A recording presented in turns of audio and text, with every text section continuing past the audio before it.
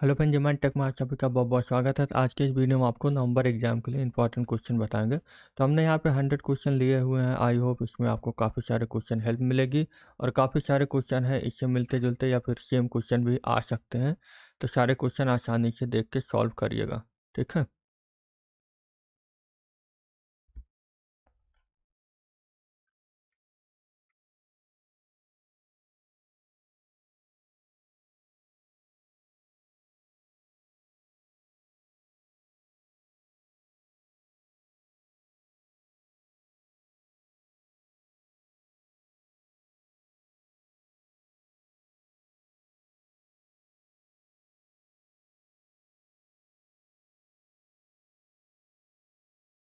चलिए शुरू करते हैं अपना पहला क्वेश्चन। तो मैं इसको थोड़ा बड़ा कर देता हूँ और मैं अगर आपको आंसर पता है तो आप नीचे कमेंट में हमें बता सकते हैं। कमेंट आपका हमें दिख रहा है तो फटाफट बता दीजिएगा। हम थोड़ा टाइम देंगे इस बार। इसको मैं फोकस मोड पर कर देता हूँ ताकि सब कुछ साफ साफ दिखाई पड़े।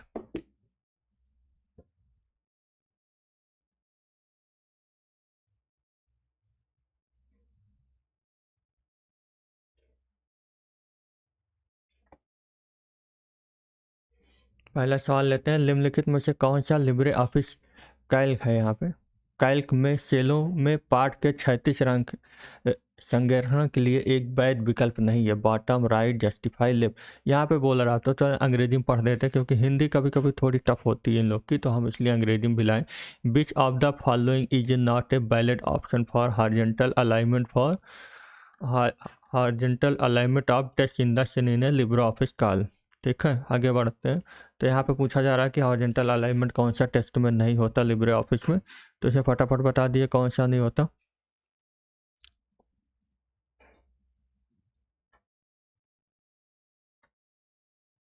तो इसका राइट आंसर होगा हमारा जस्टिफाई। ऑप्शन हमें यहाँ पे नहीं मिलता है। तो जिन्होंने जिन्होंने जस्टिफाई बताया था उनका सही आंसर होगा। चलिए आगे क्वेश्चन करते हैं, बढ़ते हैं।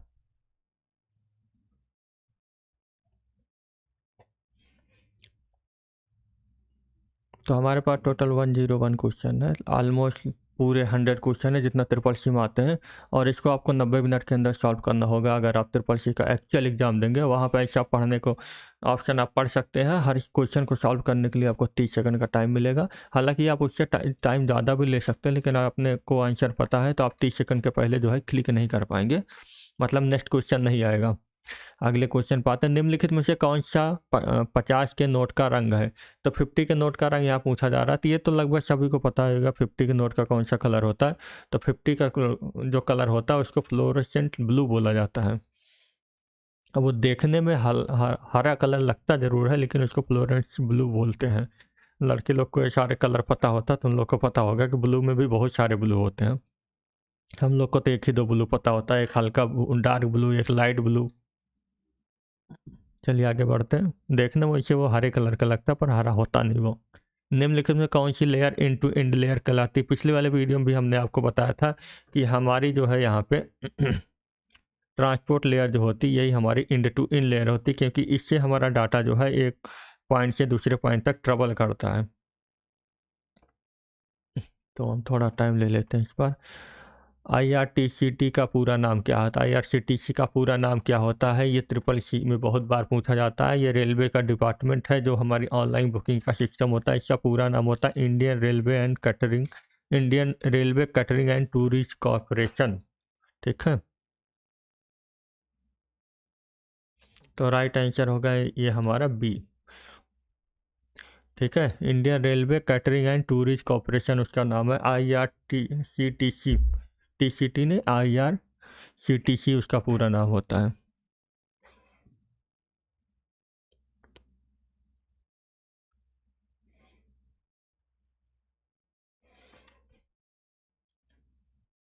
तो ये सारे क्वेश्चन आपको हमारे टेलीग्राम ग्रुप में मिल जाएंगे, नीचे आपको लिंक मिल जाएगा, वहाँ जाके ज्वाइन करके आप आसानी से सारे क्वेश्चन को वहाँ से डाउनलोड कर सकते हैं। इसको लिखने की ज़रूरत नहीं है आपको, लेकिन वो अभी क्लास ख़त्म होने के थोड़ी देर बाद आपको वहाँ पे मिल जाएगा सारे के सारे क्वेश्चन विद आंसर के साथ, जैसा हम यहाँ पर टिक कर रहे हैं।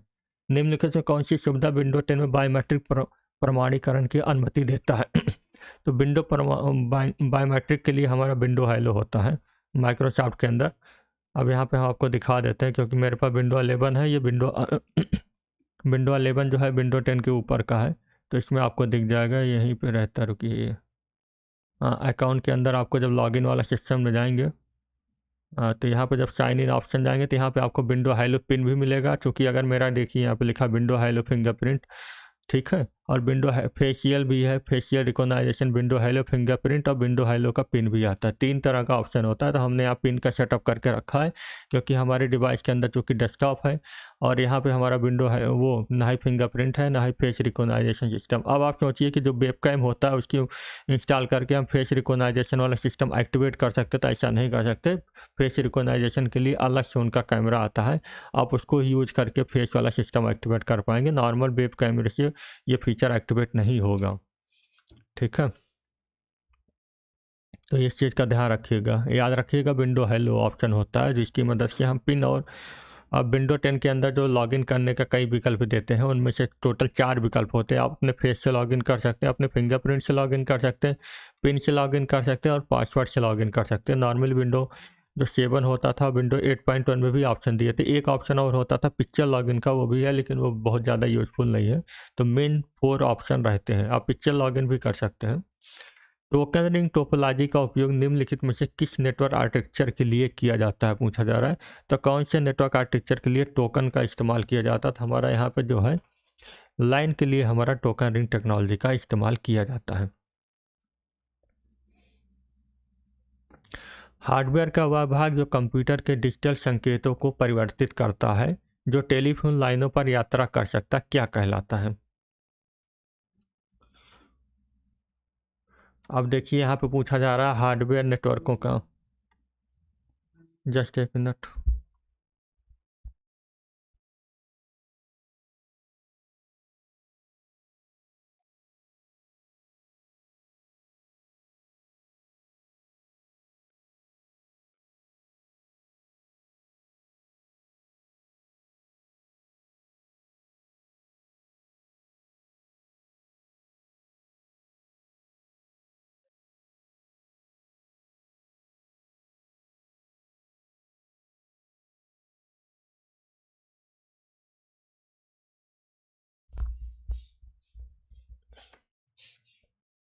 तो आगे बढ़ते हैं। Sorry for disturb.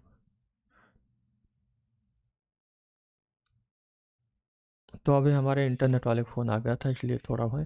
चलिए दोबारा पढ़ देता हूँ मैं। हार्डवेयर का वह भाग जो कंप्यूटर के डिजिटल सिग्नल को संकेतों को परिवर्तित करता है, कंप्यूटर के डिजिटल संकेतों को परिवर्तित करता है, जो टेलीफोन लाइनों पर यात्रा कर सकता है। तो मतलब डिजिटल संकेतों को कन्वर्ट करता है और टेलीफोन की लाइनों पर भी यात्रा कर सकता है। तो ये हमारा कौन सा होता है? तो ये हमारा भाग जो होता है, इसको हम कंप्यूटर का बोलते हैं, इसको हम बोलते हैं हमारा मॉडम। मॉडम क्या करता है, जैसा कि हमारा कंप्यूटर जो होता है वो डिजिटल सिग्नल को ही एक्सेप्ट करता है, जो कि हमारा मॉडम होता है। और इसमें जो कनेक्शन आता है वो हमारा नॉर्मली जो है, तो बेसिकली अगर देखा जाए तो सिर्फ 2 ही ऑप्शन होते हैं। या तो आप डीएसएल लाइन लगा लीजिए जिसमें आपका एनालॉग सिग्नल आएगा, या फिर आप फाइबर लगा लीजिए जिसमें आपका ऑप्टिकल सिग्नल आएगा। दोनों ही सूरत में डिजिटल सिग्नल नहीं होता। तो मॉडम जो होता है हमारा एनालॉग या फिर ऑप्टिकल सिग्नल को कन्वर्ट कर देता है डिजिटल में, उसके बाद हमारा कंप्यूटर उसे पढ़ता है। उसके बाद ऐसे कंप्यूटर डाटा को सेंड करता है, तो मॉडम दोबारा से सेम प्रक्रिया करता है, वो डिजिटल सिग्नल को ऑप्टिकल में, या फिर जैसे कि मॉडम का टाइप है आजकल तो फाइबर चल रहा है, तो ऑप्टिकल सिग्नल में कन्वर्ट कर देता है। फिर वो ऑप्टिकल सिग्नल जो है केबल के माध्यम से सर्वर तक जाता है। जैसे कि अभी हम आपसे यूट्यूब पे क्लास चला रहे हैं लाइव, तो यहाँ पे हमारा कंप्यूटर भी सेम चीज़ कर रहा है। कंप्यूटर हमारे डिजिटल सिग्नल को कलेक्ट करके मॉडम को पहुँचा रहा है। मॉडम जो है डिजिटल सिग्नल को कन्वर्ट करता है ऑप्टिकल सिग्नल में, फिर ऑप्टिकल केबल की मदद से वो सर्वर तक भेजता है। फिर जब उसके पास सिग्नल आता है तो सेम प्रक्रिया ऑप्टिकल से डिजिटल करता है, तो मॉडम ही हमारा होता है। इसका पूरा नाम होता है मॉड्यूलेटर एंड डीमॉड्यूलेटर। कई बार ट्रिपल सी पूछा जाता है मॉडम का पूरा नाम, तो मॉड्यूलेटर एंड डीमॉड्यूलेटर। मॉड्यूलेटर का मतलब होता है कन्वर्ट करना, और डीमॉड्यूलेटर का मतलब होता है रिकन्वर्ट करना, मतलब कि डिकोड करना और इनकोड करना। तो आगे बढ़ते हैं। एम एच डॉट फाइल के नाम की अधिकतम लंबाई कितनी होती थी? तो एम एच डॉट जो हमारा पुराना ऑपरेटिंग सिस्टम था, इसका पूरा नाम होता है माइक्रोसॉफ्ट डिस्क ऑपरेटिंग सिस्टम, ठीक है। तो इसमें जो फाइलों की लंबाई अधिकतम होती थी, अगर हम कोई फाइल बनाते थे तो सिर्फ 8 करैक्टर की होती थी। और ये कमांड बेस्ड ऑपरेटिंग सिस्टम था, इसमें कीबोर्ड का माउस का इस्तेमाल नहीं होता था। इसमें माउस का इस्तेमाल नहीं होता था, सिर्फ कीबोर्ड की मदद से हम इसमें काम कर सकते हैं। तो इसको हम आपको दिखा देते हैं। CMD अगर आप कंप्यूटर में अपने इंटर करेंगे इस तरह से, तो आपके पास एक इस तरह का विंडो आ जाएगा। ये हमारा CMD का इंटरफेस है, यही ऑपरेटिंग सिस्टम, इसको आप डेस्कटॉप डॉज भी बोल सकते हैं। इसमें हमारा जो है कीबोर्ड की मदद से ही सारा काम होता है। चलते आगे बढ़ते हैं। पूरा नाम याद रखिएगा, Microsoft disk operating system, short में उसको डॉज बोलते हैं। एक एल्गोरिथम को पूरा माना जाता है यदि उसमें एक लूप है, एक समाधान के साथ शुरू होता है, एक समाधान के साथ समाप्त नहीं होता, या एक समाधान के साथ समाप्त होता है जब कोई मौजूद नहीं है। An algorithm is the consider complete. पूछा जा रहा है कि एक एल्गोरिथम पूरी तरह से, मतलब एक प्रक्रिया पूरी तरह से कंप्लीट कब हो जाती है। उसमें आपके पास इतने सारे ऑप्शन इन्होंने दिया हुआ है, तो यहाँ पर राइट आंसर इसका होगा एक समाधान के साथ समाप्त होता है जब कोई मौजूद होता है। तो यहाँ पर जो है हमारी एल्गोरिथम तभी कंप्लीट होता है जब उसकी रिसॉल्व भी हो जाता है अच्छी तरह से। नहीं तो कोई भी प्रोग्राम बनाने का कोई मतलब नहीं, अगर वो ढंग से एग्जीक्यूट जिस काम के लिए बनाया गया वो काम ही ना करे। अगले सवाल पे आता है, निम्नलिखित में से निम्न निम्न में से कौन सी फाइल बैच फाइल है जिसे बूट करते समय कंप्यूटर द्वारा पढ़ा जाता है। तो यहाँ पे पूछा जा रहा है कौन सी बैच फाइल है जिसकी मदद से कंप्यूटर बूट होते हैं। अब बैच फाइल क्या होती है, जब भी हमारा ऑपरेटिंग सिस्टम इंस्टॉल होता है तो ऑपरेटिंग सिस्टम के साथ कुछ स्मॉल फाइलें होती हैं जो हमारे ऑपरेटिंग सिस्टम को रन करने के लिए ज़रूरत होती है। जैसे कि हम कोई कंप्यूटर के प्रोग्राम इंटरनेट से डाउनलोड करते हैं तो उस प्रोग्राम को इंस्टॉल करने के लिए हमारे पास एक सेटअप का ऑप्शन दिया जाता है, जिस पर हम जब क्लिक करते हैं तो हमारा प्रोग्राम जो है इंस्टॉल होना शुरू हो जाता है। उसी तरह ऑपरेटिंग सिस्टम को शुरू करने के लिए भी बैच फाइलें होती है। जब भी हमारा कंप्यूटर स्टार्ट होता है तो सबसे पहले बैच फाइल होती है, और बैच फाइल जब रन होती है तो ऑपरेटिंग सिस्टम को फिर रन कर देती हैं। तो यहाँ पे हमारी बैच फाइल होगी, इसको बोलते हैं ऑटोडेस्क। अब ऑटोडेस्क इसको इसलिए बोला जाता है क्योंकि ये ऑटोमेटिकली रन हो जाती है जब भी हम सिस्टम को ऑन करते हैं। बहुत सारे प्रोग्राम आपके ऐसे होते हैं जो ऑपरेटिंग सिस्टम को इंस्टॉल होते ही खुद ब खुद इंस्टॉल रन होना शुरू हो जाते हैं। आप यहाँ से देखिए, आप अगर देखेंगे तो यहाँ पे देखिए आपको स्टार्टअप प्रोग्राम दिख ही रहेगा। ये सारे प्रोग्राम ऐसे हैं जो कंप्यूटर के ऑन होते खुद ही ऑन हो जाता है। अभी देखिए इनका स्टेटस हमने कुछ का इनेबल किया, कुछ को हमने डिसेबल करके रखा हुआ है। जैसे कि इसको हमने डिसेबल कर दिया है, इसको हमने डिसेबल कर दिया, ये चीज़ हमारी इनेबल है तो इसको हम यहाँ बंद कर देते हैं, ज़रूरत नहीं। तो यहाँ पे आप प्रोग्राम को, अब इससे क्या होता है कि जब भी आपका कंप्यूटर ऑपरेटिंग सिस्टम रन हो जाएगा तो ये सारे प्रोग्राम भी उनके साथ रन होंगे, जिससे आपका ऑपरेटिंग सिस्टम जो है थोड़ा ज़्यादा टाइम लगाएगा। अब जैसे कि हमने सिक्योरिटी सेंटर को इनेबल करके रखा हुआ है क्योंकि ये सिक्योरिटी से संबंधित है, जब भी कंप्यूटर ऑन होगा ये ऑटोमेटिकली रन हो जाएगा। टर्मिनल को हमने बंद कर दिया है, ये साउंड वाला है। ये सारी चीज़ें देखिए ऑटो, इनकी फाइलों का प्रकार जो है, मतलब कि जो फाइल रन करने का सिस्टम है वहाँ पे लिखा हुआ है। चलिए, तो ऑटोडेस्क जो होता है हमारा, ऑटोडेस्क एक ऐसा प्रोग्राम होता है जो हमारा जब भी ऑपरेटिंग सिस्टम रन होता है तो सबसे पहले यही ओपन होता है, उसके बाद ये पूरे ऑपरेटिंग सिस्टम को रन करा देता है। या फिर इसको आप ट्रिगर बोल सकते हैं, जैसे कि सबसे पहले यही काम करता है। निम्नलिखित में से किस विकल्प द्वारा बिना रिसाइकिल बिन में डाटा स्टोर किए मिटा सकते हैं। अगर आप किसी फाइल को इंस्टेंटली मिटाना चाहते हैं, मतलब डिलीट करना चाहते हैं, तो आपको बस कर देना है शिफ्ट और डिलीट। जैसे ही आप शिफ्ट और डिलीट को क्लिक करेंगे, हिट करेंगे, तो जो प्रोग्राम है, जो भी फाइल होगी वो ऑटोमेटिकली जो है सिस्टम से डिलीट हो जाएगी बिना रिसाइकिल बिन में गए हुए। समझ गए।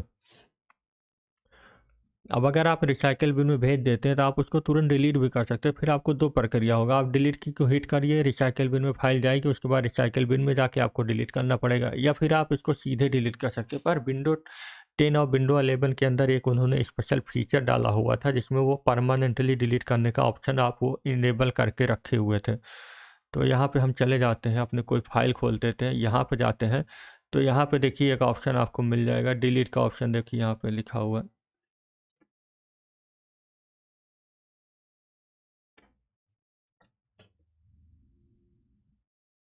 ठीक है, तो यहाँ पे इन्होंने इस ऑप्शन को शायद हटा दिया है। यहाँ पे एक ऑप्शन पहले आता था डिलीट का,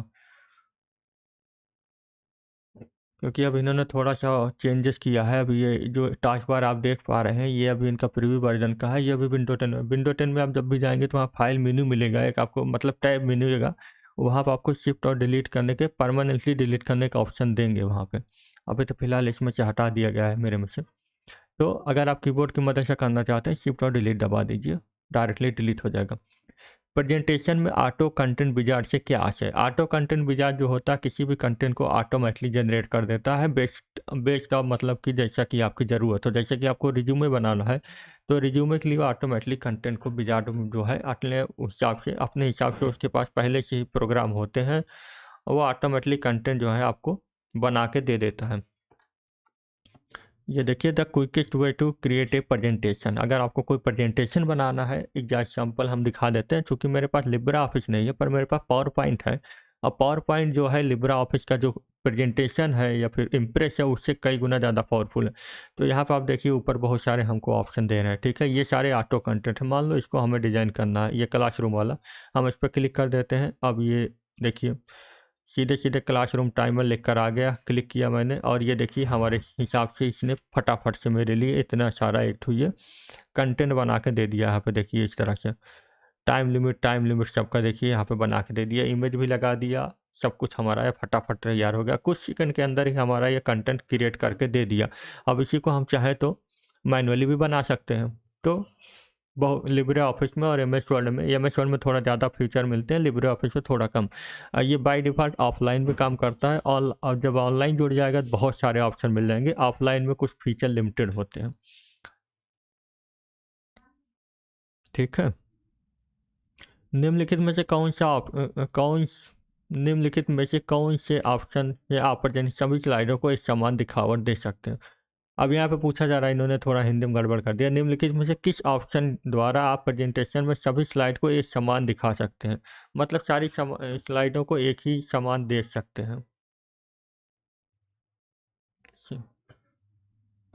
तो यहाँ पे अगर आपको सारी स्लाइडों को एक ही समान दिखाना है तो बिल्कुल उसी तरह है। अभी मैं आपको एग्जांपल दिखा देता हूँ। देखिए यहाँ पर सारी स्लाइड एक ही तरह दिख रही ना, ये देखिए एक ही तरह सब दिख रही ना। तो सेम वही क्वेश्चन है जो हम आपको बता रहे हैं। प्रेजेंटेशन डिजाइन टेम्पलेट अगर आप यूज करेंगे तो सारी स्लाइडों का जो टेम्पलेट होगा वो सेम टू सेम इस्तेमाल होगा। आप चाहें तो अलग अलग कर सकते हैं पर वो बाय डिफ़ॉल्ट सबका सेम ही रहेगा, जैसा कि अभी हमने आपको प्रीव्यू में दिखाया था, क्योंकि वहाँ पे देखिए सारे में इमेज भी सेम लगा हुआ है। ग्राफिकल यूजर इंटरफेस का उपयोग निम्नलिखित में से किसके बीच इंटरफेस प्रदान करने के लिए किया जाता है? हार्डवेयर और सॉफ्टवेयर के बीच, उपयोगकर्ता और मशीन वेयर के बीच, सॉफ्टवेयर और उपयोगकर्ता के बीच, या फिर नम। तो ग्राफिकल यूजर इंटरफेस का मतलब क्या होता है? पूरा फुल फॉर्म इसका होता है जीवाई। ग्राफिकल यूजर इंटरफेस मतलब ये हमारा यूजर और ऑपरेटिंग सिस्टम के बीच की कड़ी होती है, जिसके द्वारा हमारा जो ऑपरेटिंग सिस्टम होता है, यानी कि हमारा सिस्टम सॉफ्टवेयर जो होता है ऑपरेटिंग सिस्टम यूजर से जुड़ सकता है। जैसे कि हम अभी यूजर हैं, हम यहाँ पे की अपने माउस की मदद से ऑपरेटिंग सिस्टम की हेल्प की मदद से एम एस वर्ड के इस ऑप्शन को कमांड दे रहे हैं। अब ये कमांड पहुँचने के लिए दो चीज़ें ज़रूरी है। एक तो हम यूज़र हैं, कमांड दे रहे हैं। अब ऑपरेटिंग सिस्टम के पास अपना दिमाग तो है नहीं, उसको हम बता रहे हैं कि आप एम एस वर्ड की फाइल को खुला हुआ है जिसमें हम उसको कमांड दे रहे हैं कि इस तरह से यहाँ पे माउस ले जाके इसका कलर चेंज कर दो। तो ऑपरेटिंग सिस्टम जो है हमारे एप्लीकेशन सॉफ्टवेयर को ये कमांड दे रहा है और ऑपरेटिंग सिस्टम को हम कमांड दे रहे हैं, ठीक है। एएसपी का पूरा नाम क्या होता है? तो एएसपी का पूरा नाम हमने कल भी आपको बताया था। एएसपी का पूरा नाम होता है तो ऑटोमेटिक स्पीच रिकॉग्नाइजेशन, इसका पूरा नाम होता है एएसपी का। ये विंडो में बहुत पहले से थी, इसकी मदद से आप अपने कंप्यूटर को अपने कीबोर्ड या माउस के बिना भी चला सकते हैं। निम्नलिखित से कौन सा विशेष उपकरण और सॉफ्टवेयर वाला शक्तिशाली कंप्यूटर है? तो इनमें कौन सा सबसे विशेष उपकरण और सॉफ्टवेयर वाला सबसे पावरफुल कंप्यूटर कौन सा होता है, यहाँ पे पूछा जा रहा है। तो अगर जिन्होंने आपने पढ़ा होगा, अब यहाँ पे दो चीज़ें हैं। देखिए विशेष उपकरण भी पूछा गया और सॉफ्टवेयर वाला शक्तिशाली है। तो यहाँ पे हमारा जो नेटवर्क शब्द सर्वर होता है वो उपकरण के साथ सबसे ज़्यादा पावरफुल होता है। हालांकि सुपर कंप्यूटर सबसे ज़्यादा पावरफुल होता है, लेकिन उसके साथ जो है बहुत सारे हार्डवेयर नहीं जुड़े होते। क्योंकि ये नेटवर्क के साथ जुड़ा होता है तो नेटवर्क सर्वर सबसे ज़्यादा पावरफुल होता है यहाँ पे। और इसके साथ बहुत सारे विशेष उपकरण भी जुड़े होते हैं, जैसे कि हमारा स्विच हो गया, हब हो गया, मॉडम हो गए, बहुत सारे मॉडम होगा। एक बार ये करोड़ों यूजर के डाटा को एक ही बार में एक्सेस कर सकता है। अब इसमें कई सारे सर्वर होते हैं। नेटवर्क सर्वर में सुपर कंप्यूटर भी इस्तेमाल किए जाते हैं, मेन फ्रेम भी इस्तेमाल किया जाता है, सारे सिस्टम को इस्तेमाल किया जाता है। जब कोई सर्वर डाउन हो जाता है तो यह निम्नलिखित में किस प्रकार की नेटवर्क समस्या है? अगर कोई सर्वर डाउन हो जाता है तो ये हमारे सर्वर की रिलायबिलिटी के ऊपर डिपेंड करता है। रिलायबिलिटी मतलब कि इसको ऐसा समझ सकते हैं कि जैसे कि आप किसी पे रिलायबल नहीं है। रिलायबल बोलते हैं जैसे कि आप, हाँ, रिलायबल मतलब होता है विश्वास पात्र। जैसे कि रिलायबल नहीं है मतलब आपको जब भी ज़रूरत है वो आपको, जैसे कि आपका कोई फ्रेंड है, आपको जब भी उसकी ज़रूरत होती है वो कभी उपलब्ध नहीं रहता है। ठीक है? आप कभी मुसीबत में फँस जाते हो, उसको फ़ोन करते हो, फ़ोन ही नहीं उठाता। तो ये उसके क्या है कि वो रिलायबल नहीं है किसी भी चीज़ के लिए। आपको ज़रूरत होगी वो फ़ोन नहीं उठाएगा, तो ये हमारा रिलायबिलिटी के ऊपर डिपेंड करता है कि जब भी हमारा सर्वर है, हमें ज़रूरत है सर्वर को एक्सेस करने की, तो सर्वर ऑफलाइन दिखा रहा है। जब भी हमें ज़रूरत है तो ये रिलायबिलिटी होती है। इंटरनेट की दुनिया में, ब्रॉडबैंड की खासकर दुनिया में, इंटरनेट में जब भी हम कोई घर पे अपने इंटरनेट लगाते हैं तो हम चाहते हैं कि इंटरनेट कम से कम हमारा महीने के 25 दिन चलता हो। अब ऐसा नहीं कि हमें इंटरनेट की बहुत ज़्यादा ज़रूरत है, अभी मुझे कोई फाइल अर्जेंटली डाउनलोड करनी है, हमारा इंटरनेट एकदम स्लो पड़ा हुआ है, बैठा हुआ है, मतलब एकदम स्लो हो गया, तो वो नेटवर्क रिलायबल नहीं है। जैसे कि हमारा जियो का नेटवर्क होता है, जियो का नेटवर्क बिल्कुल रिलायबल नहीं है, क्योंकि इनकी स्पीड जो होती है कभी ज़्यादा रहती, कभी कम रहती, कंस्टेंट कभी बनी नहीं रहती, जिसकी वजह से बहुत सारे लोग जियो को छोड़ के एयरटेल चले जाते हैं, क्योंकि एयरटेल का नेटवर्क रिलायबल है। वो धीरे धीरे ही चलेगा लेकिन नेटवर्क चलेगा ज़रूर, आपके काम का काम काट कर देगा वो। जबकि जियो के साथ ऐसा नहीं है, जियो के कहीं कहीं तो बहुत अच्छी स्पीड मिलती है, कहीं कहीं इतनी स्लो मिलती है कि कुछ एक भी वेबसाइट ओपन नहीं होती, तो वो हमारे नेटवर्क की रिलेबिलिटी की समस्या होती है। ये किसी भी बिजनेस में हमारा सबसे इंपॉर्टेंट रोल होता है। बिजनेस में ट्रस्ट हो, मतलब होता है रिलायबिलिटी, जब भी हमें ज़रूरत होगी वो सिस्टम काम करेगा। ऑनलाइन में बहुत इंपॉर्टेंट होता है। अगर आप किसी कंपनी का सर्वर खरीदते हैं या फिर किराए पे लेते हैं तो आप उससे उम्मीद करते हैं कि 24 गुणे 7 वो काम करेगा। ठीक है? निम्नलिखित में से लिब्रे ऑफिस राइटर में ऑटो सेव का डिफ़ॉल्ट अंतराल कितना होता है? तो सारे प्रोग्राम के अंदर ऑटो सेव का फीचर रहता है। ये फीचर का काम क्या होता है? ये फीचर जो होता है जब भी हम डॉक्यूमेंट एडिट करते हैं तो कुछ टाइम बाद ये ऑटोमेटिकली अपडेट करता रहता है। लेकिन ऑटो सेव तभी काम करता है जब हम फाइल को पहले से सेव करके रखे रहें। ठीक है? अब लिब्रे ऑफिस के अंदर पावरफुल रिकवरी का विजार्ड भी है, जिसकी मदद से बिना सेव किए फाइल को भी टेम्परेरी खुद ब खुद सेव कर देता है। पर एम एस वर्ड के अंदर भी ऐसा नहीं कि एम एस वर्ड के पास ऐसा कोई फीचर नहीं है जिसकी मदद से ऑटो फाइल को सेव नहीं कर सकता ये। इनके पास भी फीचर है। आप यहाँ पे देखिए, अगर यहाँ पे, तो यहाँ पे देखिए set auto recovery information every 1 minute. तो ये बाय डिफ़ॉल्ट 10 मिनट तक रहता है, तो हमने इसको घटा के 1 मिनट कर दिया ताकि हमारी कोई फाइल लॉस ना हो। मान लो हमने कोई फाइल किया, कोई एडिट किया और उसी टाइम हमारा कंप्यूटर किसी वजह से शट डाउन हो गया, तो वो 1 मिनट, अगर हमने फाइल को एडिट करके 1 मिनट पूरा हो गया होगा तो ऑटोमेटिकली वो अपडेट कर देगा पुरानी फाइल पे, तो हमारी फाइल जो है अपडेट हो जाएगी। तो यहाँ पर राइट आंसर होगा हमारा 10 मिनट, यहाँ पे बाई डिफ़ॉल्ट लगा रहता है। यानी कि अगर आप कोई एडिट करते हैं और 11वें मिनट पे आपका कंप्यूटर बंद हो जाता है तो जो भी आप एडिट करेंगे वो एडिट वहाँ पे सेव हो जाएगी फाइल में।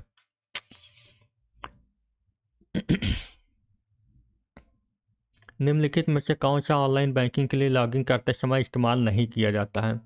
तो ये सारे क्वेश्चन हमने आपको पहले ही बताया था। ट्रांजैक्शन पासवर्ड का इस्तेमाल हमारा लॉगिन करने के लिए इस्तेमाल नहीं, हालांकि ट्रांजैक्शन पासवर्ड का इंटरनेट बैंकिंग में इस्तेमाल भी नहीं का होता। अभी एक ही दो बैंक ऐसे हैं जो इसका इस्तेमाल करते हैं। इसको आप सेकंड स्टेप वेरिफिकेशन की तरह समझ सकते हैं।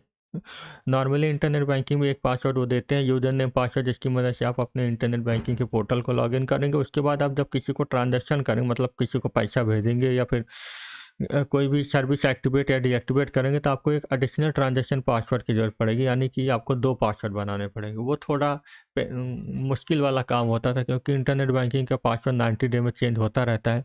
तो अदर कंपनियों, प्राइवेट सेक्टर के बैंकों ने दूसरा सिस्टम लागू कर दिया। कुछ लोग डेबिट कार्ड, जैसे कि आईसीआईसीआई बैंक डेबिट कार्ड के पीछे ग्रिड बना के देता है, उससे वेरीफाई करता है, और अदर बैंक जो है वो ओटीपी से वेरीफाई करते हैं, ट्रांजैक्शन पासवर्ड नहीं लेते हैं। तो ये ट्रांजैक्शन पासवर्ड के बिना आप भी अपना लॉगिन पासवर्ड और कस्टमर आईडी और कैप्चा डाल के ही अपना यूजर, मतलब इंटरनेट बैंकिंग का पोर्टल खोल सकते हैं। आपको ये कैप ट्रांजैक्शन पासवर्ड की ज़रूरत नहीं है।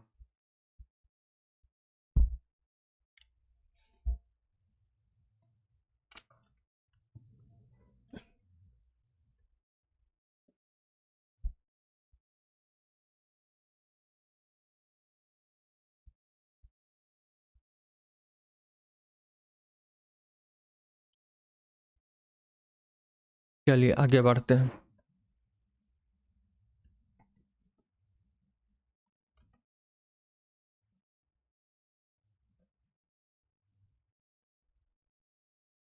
कंप्यूटर को शुरू करना और दोबारा से शुरू करना अर्थात कंप्यूटर स्टार्ट और रिस्टार्ट करने की प्रक्रिया क्या कहलाती है।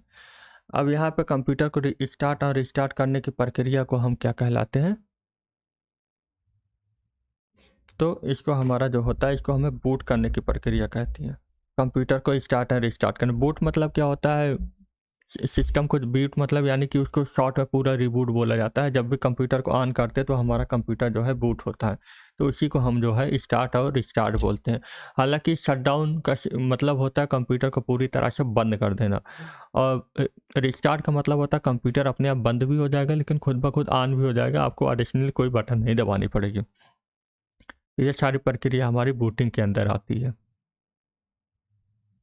चलिए आगे बढ़ते हैं। निम्नलिखित में से कौन सा शब्द सेल से जुड़े व्याख्यात्मक वर्णन पाठ का वर्णन करता है। अंग्रेजी में पढ़ देता हूँ। Which of the following word describe the explanatory trace attached on the cell. तो यहाँ पे बता रहा है कि तो यहाँ पे हमें जहाँ तक लगता है, तो अगर आपके सेल में कोई आपने टेक्स्ट डाला है उसके बारे में आप बताना चाहते हैं कि वो किस चीज़ से रिलेटेड है, तो उसके लिए आप वहाँ पे कमेंट लगा सकते हैं। इसी के यहाँ तक व्याख्यात्मक वर्णन मतलब कि जैसे कि आप बड़े कोई भी आपने टॉपिक लिखते हैं कंप्यूटर मोबाइल में या कंप्यूटर में, तो उसके बारे में अगर आपको कोई एडिशनल उस पर कमेंट लिखना है तो आप वहाँ पर ऊपर लिख सकते हैं एरो बना के। उसी तरह कंप्यूटर में भी होता है। निफ्ट की स्थापना किस वर्ष की गई थी। तो निफ्ट का पूरा नाम, तो निफ्ट को जो है हमारा ये बैंकिंग ट्रांजैक्शन में आती है और ये 2005 में आई थी। ठीक है, नेशनल इलेक्ट्रॉनिक फंड ट्रांसफ़र इसका पूरा नाम होता है निफ्ट का, और ये 2005 में आई थी। एग्जैक्ट डेट नहीं याद है मुझे, 2005 में आई थी।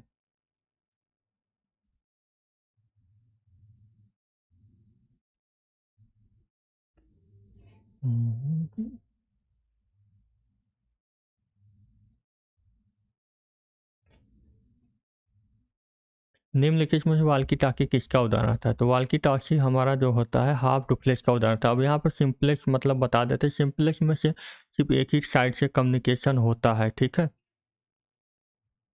जैसे कि हमारा सिंपलेक्स का उदाहरण अगर आप देखना चाहें तो रेडियो हो गया हमारा, और हमारे टेलीविज़न का जो पहले आते थे डिश वाले, अभी भी आते हैं, जितने भी टेलीविज़न के प्रसारण होते हैं या फिर हमारा रेडियो हो गया, वो सारे सिंपलेक्स में मतलब डाटा सिर्फ एक ही तरफ से ट्रेवल करेगा।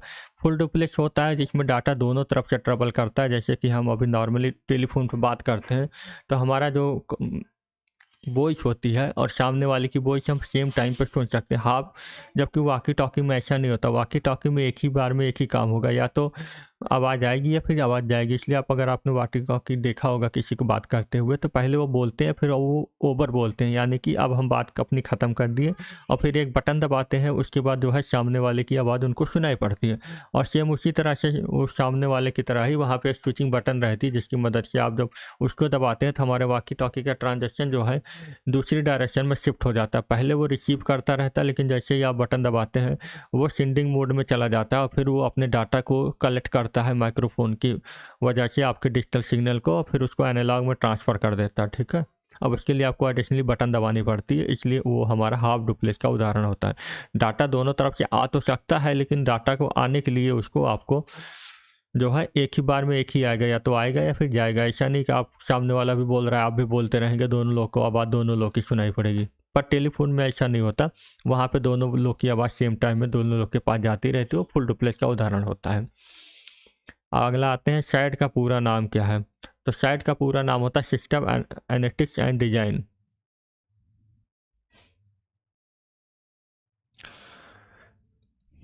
भारत में क्रेडिट कार्ड शुरू करने वाला प्रथम बैंक। तो भारत में क्रेडिट कार्ड सबसे पहले सेंट्रल बैंक ऑफ इंडिया ने शुरू किया था, और हमारा जो है आईसीआई ने हमारा जो है इंटरनेट बैंकिंग शुरू किया था, और हमारे सिटी बैंक ने डेबिट कार्ड सबसे पहले इंडिया में लाए थे। लिब्रे ऑफिस कैल्क में डिफ़ॉल्ट रूप से सीट की संख्या कितनी होती है। तो लिब्रे ऑफिस कैल्क में भी डिफ़ॉल्ट रूप की एक ही सीट की संख्या होती है। हालांकि एम एस वर्ड 2003 में जो होते थे 3 होते थे, फिर एम एस वर्ड तब 2010 आया तो उन्होंने उसको घटा के 1 कर दिया, और अभी फ़िलहाल उसमें 1 ही रहती है।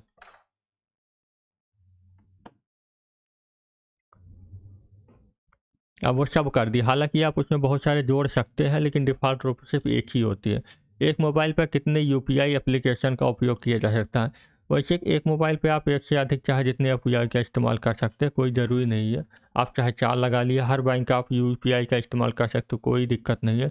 तो यहाँ पे एक से ज़्यादा मोर देन वन मतलब कि आपके पास एक बैंक अकाउंट है, मान लो बैंक ऑफ बड़ौदा का है, तो आप पेटीएम से भी यूपीआई लिंक कर लीजिए, भीम यूपीआई से भी कर लीजिए, गूगल पे भी इस्तेमाल कर लीजिए, फ़ोनपे भी इस्तेमाल कर लीजिए, व्हाट्सएप भी कर लीजिए और अमेजन भी कर लीजिए और बैंक ऑफ बड़ौदा का सारे यूपीआई का आप इस्तेमाल कर सकते हैं। लेकिन याद रखिएगा यूपीआई का पिन जो होता है सिर्फ एक ही बार आपको जनरेट करना पड़ेगा, जब आप फर्स्ट टाइम रजिस्टर करेंगे। उसके बाद अगली बार जब आप किसी एप्लीकेशन में रजिस्टर करेंगे यूपीआई को, तो वो आपके मोबाइल से सिर्फ मैसेज भेजेगा और आपका सेम पिन जो पहले वाले यूपीआई एप्लीकेशन में डाले वही सारे एप्लीकेशन में यूज होगा, क्योंकि यूपीआई का जो सिस्टम होता है वो एनपीसीआई डेवलप करता है और अदर जो एप्लीकेशन है सिर्फ उसको एक्सेस करते हैं। तो ऐसा नहीं कि आपने फ़ोन पे बना लिया तो फ़ोन पे अलग पिन लगेगा, गूगल पे अलग पिन लगेगा, पिन हर जगह एक ही होगा और एक जहाँ आपने बदल दिया तो सबके लिए बदल जाएगा। तो इस बात का ध्यान रखिएगा आप। इलेक्ट्रॉनिक वित्तीय लेन-देन किस प्रकार की बैंकिंग में किया जाता है? इलेक्ट्रॉनिक वित्तीय लेन-देन मतलब इलेक्ट्रॉनिक रूप से अगर वित्तीय लेन-देन किया जाता है तो उसमें किस तरह का इस्तेमाल किया जाता है, वहाँ पे हमारा किया जाता है ई बैंकिंग के अंतर्गत आता है। ई बैंकिंग मतलब इलेक्ट्रॉनिक बैंकिंग आता है वो। इंटरनेट बैंकिंग बाद में, इंटरनेट बैंकिंग एक टाइप है और ई ई बैंकिंग जो है हमारा वो पूरा कैटेगरी है। जैसे ई बैंकिंग के अंदर हमारा तीनों बैंक आते हैं, चाहे आप यूपीआई का इस्तेमाल कर लिए, चाहे मोबाइल बैंकिंग इस्तेमाल कर लिया, फिर इंटरनेट बैंकिंग इस्तेमाल करिए। 22वां राष्ट्रीय गवर्नर सम्मेलन 2019 में कहाँ हुआ था? तो 22वां राष्ट्रीय गवर्नर सम्मेलन जो है था हमारा यहाँ पे शिलांग में हुआ था। अब शिलांग, चलो आगे बढ़ते हैं। बाइनरी नंबर में कितनी संख्या होती है? बाइनरी नंबर में सिर्फ दो ही संख्या होती है, 0 और 1। 0 और 1 ये दो ही संख्या होती है बाइनरी में। व्यावसायिक बैंक खोलने की अनुमति कहाँ से प्राप्त होती है? तो सारे बैंक, अगर आप किसी भी तरह के बैंक खोलना चाहते हैं, इवन कि आप छोटा सा बैंक भी खोलना चाहते हैं, तो आपको परमिशन लेनी होगी आरबीआई से। रिजर्व बैंक ऑफ इंडिया सारे बैंकों का बैंक वही है और सारी परमिशन बैंकों को वही देखता है और बैंक को मॉनिटर भी वही करता है।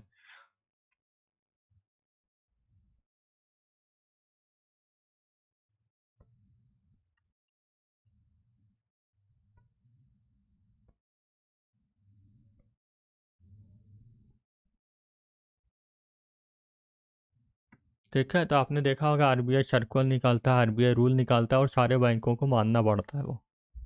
ठीक है, और आरबीआई लोन भी देता है, बैंक इनसे लोन भी लेते हैं हाई इंटरेस्ट पे। जैसे कि किसी बैंक में अगर कैश की शॉर्टेज हो गई तो आरबीआई से वो लोन ले लेते हैं, गवर्नमेंट भी इनसे लोन लेती है। और आधार सीडिंग से क्या तात्पर्य? Aadhaar modification all of the Aadhaar link to SIM card, Aadhaar link to bank. Aadhaar syncing का मतलब होता है आधार से हमारे बैंक अकाउंट को लिंक करना। तो अभी 2016 के बाद जब से डिजिटल थोड़ा हुआ और कोरोना के बाद से तो सारे बैंक अकाउंट जो है आधार से ही खुलते हैं। उसके पहले ऐसा नहीं था, उसके पहले आप कोई भी आईडी इस्तेमाल कर सकते हैं, इवन कि आप स्कूल की आईडी कार्ड भी इस्तेमाल कर सकते थे, पासबुक से भी खोल सकते थे, ड्राइविंग लाइसेंस भी खोल सकते थे। ऐसा नहीं कभी आप नहीं खोल सकते, पर ज़रूरत है कि आधार से आपका फटाफट खुल जाता है और बाकी मोड से आपका थोड़ा टाइम लगता है, क्योंकि आधार से जो है आपका जो सिस्टम उन्होंने बनाया हुआ लिंक किया आधार से, उससे आपका डिटेल तुरंत उड़ जाता है। ऑनलाइन ही सारा 10 मिनट के अंदर आपका अकाउंट रेडी हो जाए, घर बैठे आप किसी भी बैंक का अकाउंट आसानी से खोल सकते हैं। ज़्यादातर प्राइवेट बैंकों का जैसे एचडीएफसी का, एक्सिस का, आईसीआई का और यस बैंक का, इन सारे बैंकों का, और भी कुछ बैंक हैं जिनके, और जैसे कि कोटक महिंद्रा बैंक, और भी बहुत सारे बड़े बड़े बैंक हैं जिनका अकाउंट आप सिर्फ 10 मिनट के अंदर घर बैठे खोल सकते हैं बिना ब्रांच में गए हुए। बस आपका आधार नंबर आपके अकाउंट बैंक वो मोबाइल नंबर से लिंक होना चाहिए बस। लाइन स्पेसिंग के क्या मतलब होता है? तो लाइन स्पेस मतलब होता है दो लाइनों के बीच में जो स्पेस होता है उन्हीं को हम लाइन स्पेसिंग कहते हैं। जैसे कि ये दोनों के बीच में ये जो खाली स्पेस है इन्हीं को लाइन स्पेसिंग बोला जाता है। ठीक है, तो यहाँ पे space between the line of the text, तो हम आपको दिखा देते हैं लाइन स्पेसिंग का मतलब यहाँ पे क्या होता है। अब यहाँ पे देखिए आपको एरो दिखा देता हूँ मैं। ठीक है, ये वाला ऑप्शन जो है ये देखिए लाइन एंड पैराग्राफ स्पेसिंग है। तो अब अगर मैं इन दोनों बी एंड सी को सिलेक्ट करके यहाँ पे हम इस पर क्लिक कर देता हूँ, तो आप देखिएगा बी एंड सी के बीच की देखिए जगह बढ़ रही, देखिए घट रही है, बढ़ रही है, देखिए इस तरह से ये। तो यहाँ से इस तरह से आपकी लाइन, दो लाइनों के बीच के स्पेस जो होता है बढ़ाने घटाने के लिए लाइन स्पेसिंग का इस्तेमाल किया जाता है। लिब्रे ऑफिस 6.0 कैल में अगले सीट पर जाने की शॉर्टकट कुंजी क्या है? तो अगर आप 6.0 में है लिब्रे ऑफिस से चला रहे हैं और अगले सीट पर जाना चाहते हैं तो आपको कंट्रोल प्लस टैब दबाना होगा। हालांकि लिब्रे ऑफिस का अब 7.2 वर्जन चल रहा है, ये थोड़ा पुराना वर्जन है। ये 2000 हमारे ख्याल से 20 में आया था, जब वो लिब्रे ऑफिस का ट्रिपल सी में शामिल किया गया था, तब वो वर्जन 5 चल रहा था, फिर वर्जन 6 आया, फिर अब वर्जन 7 आ गया। एक सफ़ेद पुष्ट पर व्यवस्थित एक क्यूआर कोड के काले वर्ग होते हैं। तो यहाँ पे पूछा जा रहा है, थोड़ा इन्होंने गड़बड़ है, एक QR code arranger in the on A white background considered black square.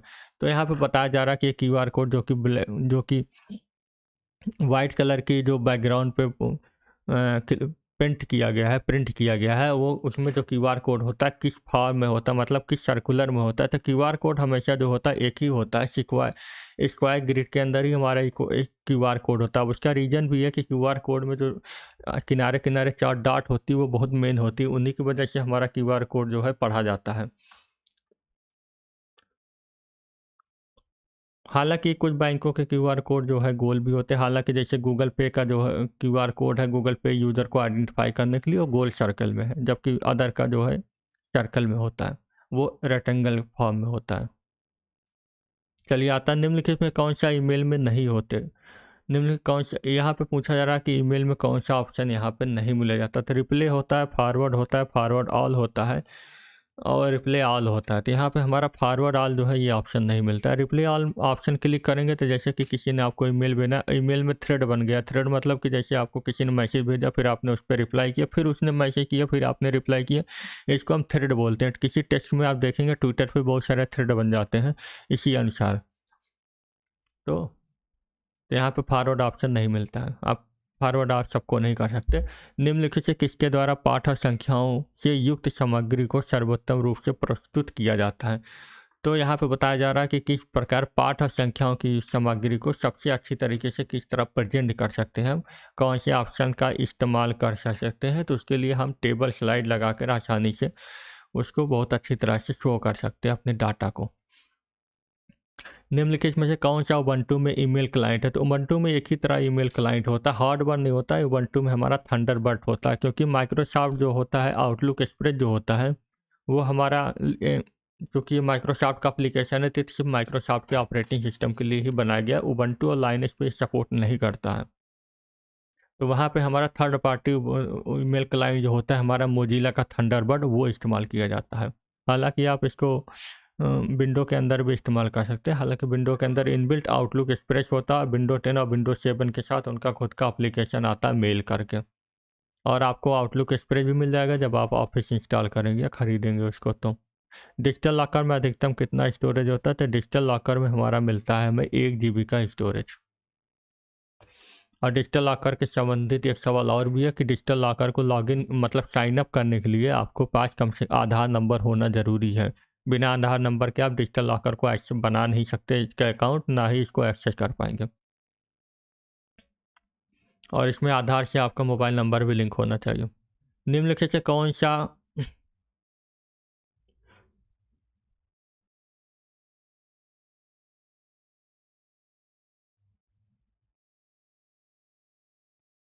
अब यहाँ पे इन्होंने थोड़ा ई कॉमर्स हो गया यहाँ पर, ठीक है। तो कांग्रेस ने ई कॉमर्स होता है यहाँ पे, ठीक है। इनमें से पूछा जा रहा है कौन सा ई कॉमर्स का उदाहरण नहीं है। तो यहाँ पे कौन सा ई कॉमर्स का उदाहरण नहीं है पूछा जा रहा है।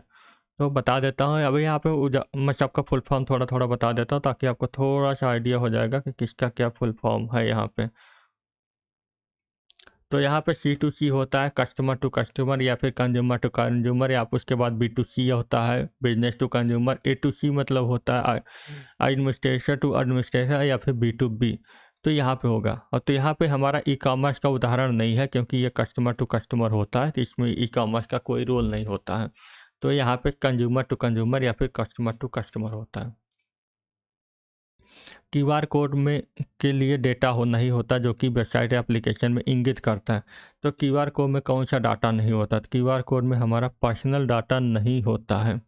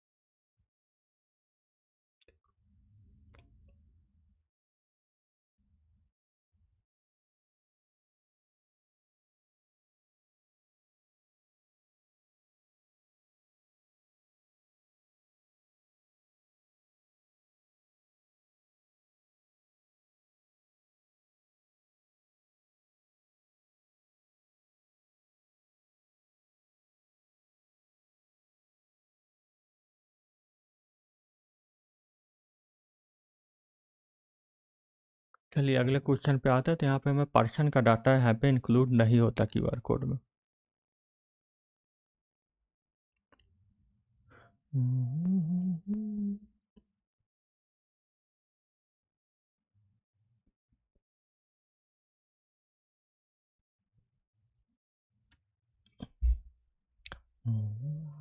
क्या इंटरनेट एक्सप्लोरर कंपाइलर के अंतर्गत आता है? ट्रू है या फिर फाल्स? अब कुछ ट्रू फाल्स के क्वेश्चन भी हमारे पास आ गए। तो ये हमारा इंटरनेट एक्सप्लोरर जो है एक वेब एप्लीकेशन, एक एप्लीकेशन है जिसकी मदद से हम इंटरनेट को यूज करते हैं। ये एक वेब ब्राउज़र है, तो ये कंपाइलर के अंदर नहीं आता है। ओएस का द्वितीय क्षण कंप्यूटर के उपयोगकर्ता के अनुकूल बनाता है। तो ओएस का द्वितीय क्षण मतलब ओएस का मेन काम होता है कंप्यूटर को आसान।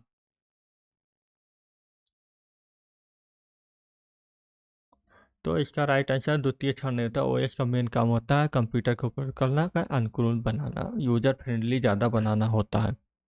द्वितीय क्षण नहीं होता, प्राथमिक लक्ष्य होता है ऑपरेटिंग सिस्टम का। The second goal of the OS नहीं होता, फर्स्ट गोल होता है किसी भी ऑपरेटिंग सिस्टम का कि यूजर फ्रेंडली होना चाहिए वो सबसे ज़्यादा। इसलिए विंडो बहुत ज़्यादा फेमस इसलिए है क्योंकि वो बहुत ही ज़्यादा यूजर फ्रेंडली है, जबकि लाइनेस उससे ज़्यादा पावरफुल और सेफ है, फिर भी लोग उसको इस्तेमाल नहीं कर सकते। डेबिट कार्ड पर मुद्रित वैश्विक होलोग्राम का एक प्रकार का सुरक्षा हो जिसे कॉपी करना बहुत ही आसान है। तो डेबिट कार्ड पे जो है,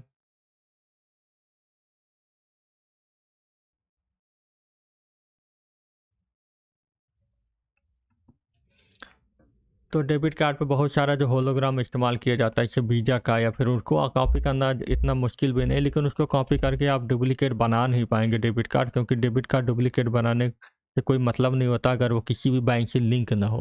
हालांकि होलोग्राम को जो है कॉपी करना बहुत ही आसान होता है। ज़्यादातर अगर आप वीज़ा का डेबिट कार्ड इस्तेमाल करेंगे तो वीज़ा का वहाँ पीछे आपको चिड़िया बनी हुई दिख जाएगी वीज़ा की।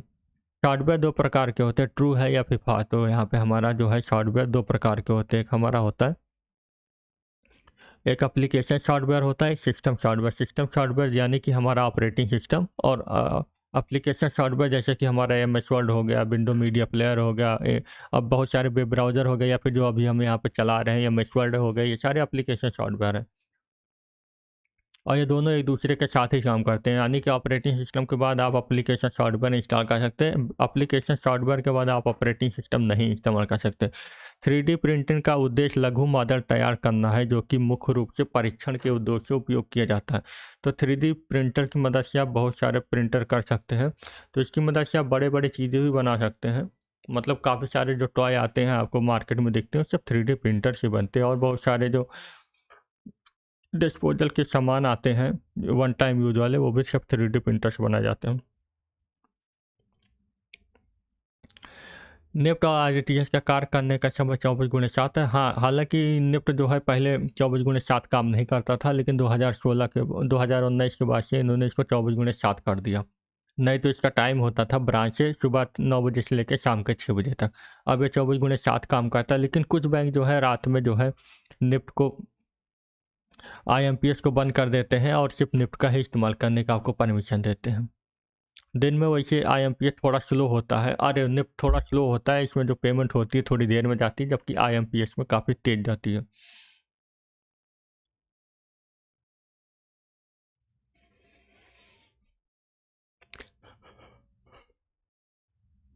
अगले सवाल पे आता है, इंटरनेट सर्किट स्विचिंग का इस्तेमाल करता है।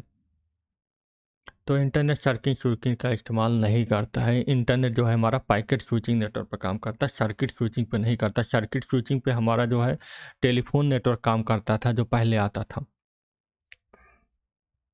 माइक्रो प्रोसेसर रैम और कंप्यूटर से जुड़े यंत्रों के बीच संचार पथ को डाटा बस कहा जाता है। तो राइट है, माइक्रो प्रोसेसर रैम और कंप्यूटर से जुड़े यंत्रों के संचार पथ को हम बस बोलते हैं, जिसकी मदद से हमारे मदरबोर्ड पे सारी चीज़ें लगी होती हैं, जिनकी मदद से माइक्रो प्रोसेसर को जो है रैम से डाटा लेता है, और उसके बाद जो माइक्रो प्रोसेसर है वो डाटा को हमारी एसएसडी अगर लगी है उससे, या फिर साटा केबल की मदद से उसके हार्ड डिस्क में सेव कर देता है।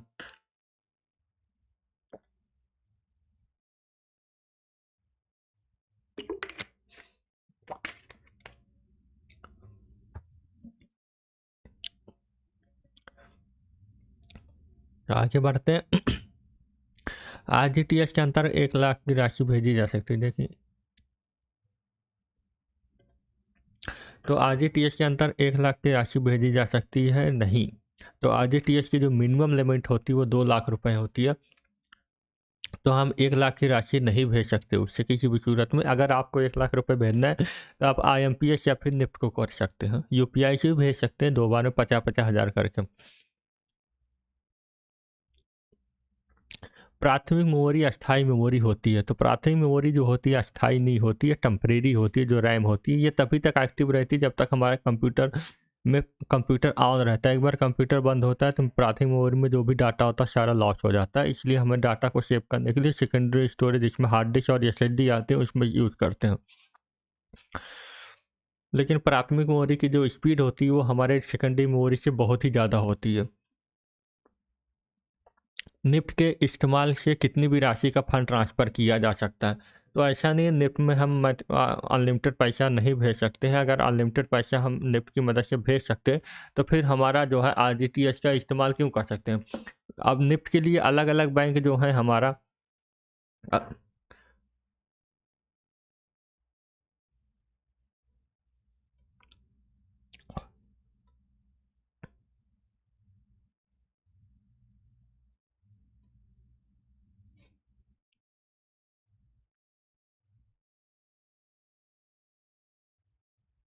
चलिए आगे बढ़ते हैं। अब यहाँ पे कुछ बैंक जो है निफ्ट के लिए हमारी जो राशि है सेटअप कर दी है। उन्होंने कहा कि 50 लाख रुपए से हमारा जो है नीचे का अमाउंट जो है उसको आप निफ्ट से भेज सकते हो। उसके ऊपर का अगर आप निफ्ट का अमाउंट लगाते हैं तो उससे आप आज निफ्ट से भेज सकते हैं। लेकिन उससे कुछ कंडीशन है, क्योंकि निफ्ट में जो पैसा का सेटलमेंट टाइम होता है वो आधे से 1 घंटे होता है। अब तो कोई बड़ी अमाउंट अगर कोई भेजेगा तो इतना ज़्यादा टाइम लगाता नहीं, इसलिए ज़्यादातर लोग प्रेफर करते हैं आरटीजीएस को। लेकिन आप भेज सकते हैं, लेकिन कोई भेजता नहीं है। ऑप्शन उन्होंने दिया हुआ है। और चूंकि निफ्ट का जो चार्जेस भी ज़्यादा लगते हैं आरटीजीएस के मुकाबले। एकल ई टिकट का उपयोग द्वारा अधिकतम 6 यात्रियों द्वारा यात्रा की जा सकती है। तो यहाँ पे इसका राइट आंसर होगा। अगर आप रेलवे का कन्फर्म टिकट लिए हुए हैं तो उससे 6 यात्रियों द्वारा यात्रा की जा सकती है। मतलब एक ही टिकट पर 6 यात्री की यात्रा कर सकते हैं, अलग अलग, मतलब एक बार में नहीं कर सकते। अगर कोई दूसरा मेंबर कर सकता है तो वो कर सकता है। निम्नलिखित में से किस वर्ष उमंग ऐप लॉन्च किया गया था। तो उमंग ऐप हमारा जो था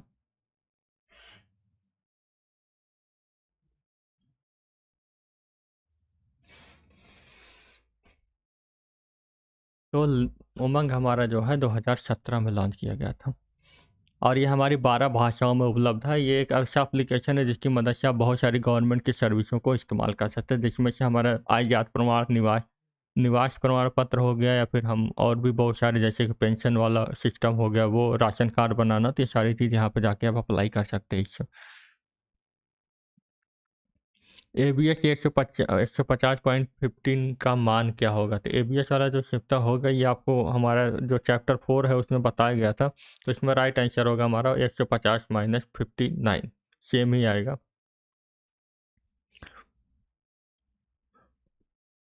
निम्नलिखित में से लिब्रे ऑफिस राइटर के किस मेन्यू में डायरेक्ट कर्सर मोड विकल्प मौजूद होता है। अब डायरेक्ट कर्सर मोड एक ऐसा ऑप्शन होता है जिसके कारण जो है कर्सर जो है जब आप मूव कराएंगे तो automatically scroll up and down होने लगता है, इसलिए उसको डायरेक्ट कर्सर मूव बोला जाता है। और ये कभी कभी बहुत दिक्कत करता है, तो ये हमारा फाइल मेन्यू मिलता है डायरेक्ट कर्सर मोड।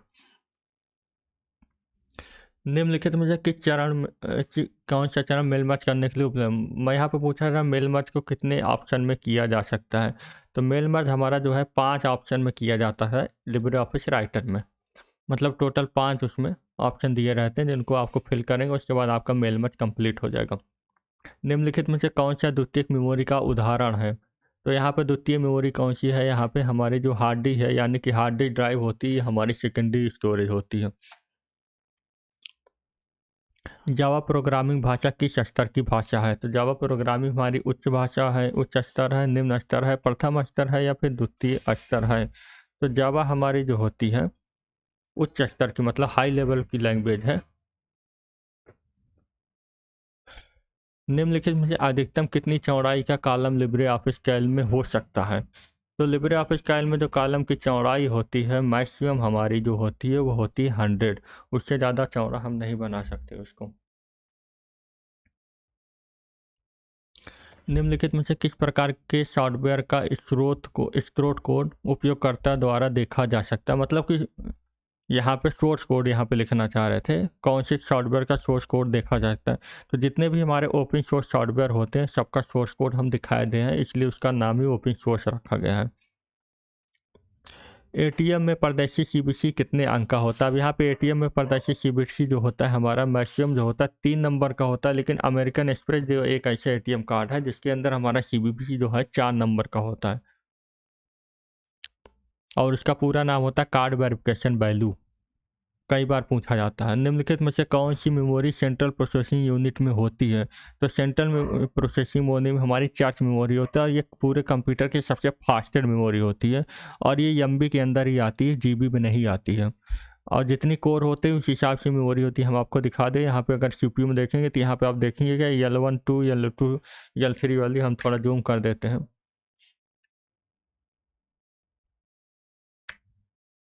तो यहाँ पर आप देख रहे हैं जहाँ पे मैं कर्सर दिखा रहा हूँ, ये हमारी जो है ये वाली, ये सारी हमारी सीपीयू की मेमोरी है, L1 2 L1 3 L1। तो मैक्सिमम जो है यहाँ पे 6-7 MB, मतलब 7 MB और 256 टोटल इतना स्टोरेज है हमारे प्रोसेसर की कैश मेमोरी की।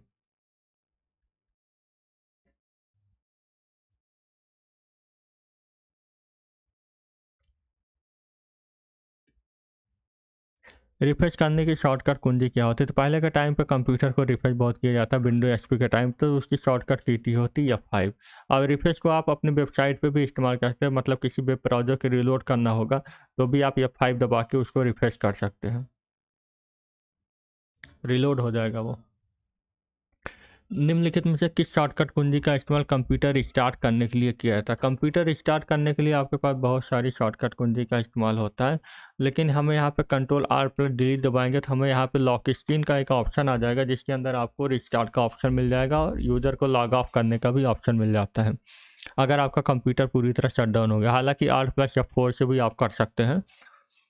डिलीट की गई ईमेल ट्रैश फोल्डर में कितने दिनों तक पड़ी रहती है? तो विंडो 10 के अंदर स्मार्ट स्टोरेज का ऑप्शन रहता है जिसकी मदद से आप डिलीट की गई फाइल जो है आपकी 1 महीने तक बाय डिफ़ॉल्ट उसमें पड़ी रहती है। आप चाहे तो उसको परमानेंट सेटअप कर सकते हैं, नहीं तो 1 महीने तक पड़ी रहती है, उसके बाद वो खुद ही भी डिलीट कर देगा वो।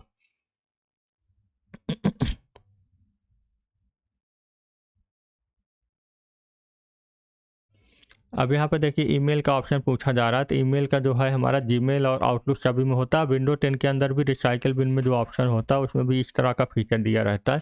हम आपको ज़रा दिखा देते हैं। तो यहाँ पे स्मार्ट स्टोरेज विंडो 10 के अंदर मिलता है और विंडो 10 में मिलता है, विंडो 11 में ऑलरेडी मिलेगा ही। तो यहाँ पे स्टोरेज में जाऊँगा तो यहाँ पर कोई स्टोरेज सेंस मिलेगा जिसमें आपका जो है स्टोरेज जो है ऑटोमेटिकली ये स्टोरेज पर जो है फाइल है डिलीट कर देगा वो। तो यहाँ पे देखिए स्टोरेज सेंस लिखा हुआ है, यहाँ पे देखिए 30 डे डिफॉल्ट लिखा हुआ है। ये 30 दिन के बाद जो भी रिसाइकल बिन में फाइलें होंगी वो डिलीट कर देगा अपने आप ही। और सेम इसी तरह हमारे ट्रैश फोल्डर में भी होता है। लिब्रे ऑफिस इम्प्रेस में किसी स्लाइड में हाइपरलिंक जोड़ने की शॉर्टकट कुंजी क्या होती है? तो हाइपरलिंक जोड़ने के लिए कंट्रोल की शॉर्टकट कुंजी का इस्तेमाल किया जाता है, चाहे लिब्रे ऑफिस राइटर हो या फिर हमारा MS वर्ड का कोई भी वर्जन क्यों ना हो। इसकी मदद से आप हाइपरलिंक या फिर लिंक जोड़ सकते हैं। अब लिंक में अपने दूसरे डॉक्यूमेंट का लिंक भी आप जोड़ सकते हैं या फिर किसी खास लाइन का उसी पेज में लिंक दे सकते हैं। बहुत सारी जगह इस्तेमाल किया जाता है। AEPS में P का मतलब क्या होता है? तो AEPS का पूरा नाम होता है आधार इनेबल्ड पेमेंट सिस्टम। तो P का मतलब होता है पेमेंट। चलिए आगे बढ़ते हैं। थंडरबर्ड निम्नलिखित में से कौन सा उबंटू में ईमेल क्लाइंट है? ऊपर ही हमने बताया था उबंटू में हमारा मोजिला थंडरबर्ड इसका पूरा नाम होता है और ये बहुत ही पॉपुलर ईमेल क्लाइंट है, थर्ड पार्टी। निम्नलिखित में से ईमेल भेजने में इस्तेमाल होने वाला प्रोटोकॉल कौन सा? अब यहाँ पे देखिए ईमेल भेजने के लिए पूछ रहा है, ईमेल भेजने के लिए हम यहाँ पे इस्तेमाल करते हैं,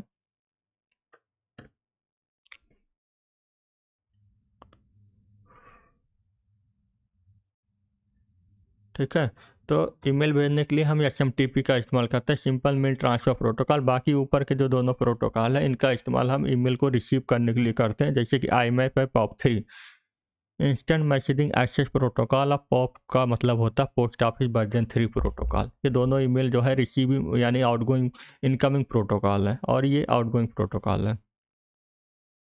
निम्नलिखित में सर्वप्रथम किस बैंक ने भारत में क्रेडिट दिया है? ये क्वेश्चन रिपीटेड है, ऊपर भी हमने आपको बताया था। सेंट्रल बैंक ऑफ इंडिया ने सबसे पहले इंडिया में क्रेडिट कार्ड लाए थे, पर इस टाइम वो एक भी क्रेडिट कार्ड इशू नहीं करते। हालांकि इशू करते पर कोई लेता नहीं। उनकी क्रेडिट कार्ड में हिस्सेदारी लगभग ना के बराबर है, और सबसे ज़्यादा हिस्सेदारी इस टाइम HDFC बैंक की है। हालांकि शुरुआत उन्होंने नहीं की थी। निम्नलिखित में से कौन सा डोमेन नेम को यूज़र नेम से अलग करता है? तो अगर आप ईमेल यूज़ करते हैं तो यहाँ पे सिंबल लगाना उन्होंने भूल गए हैं, जो आइट वाला सिंबल होता था, ये वाला।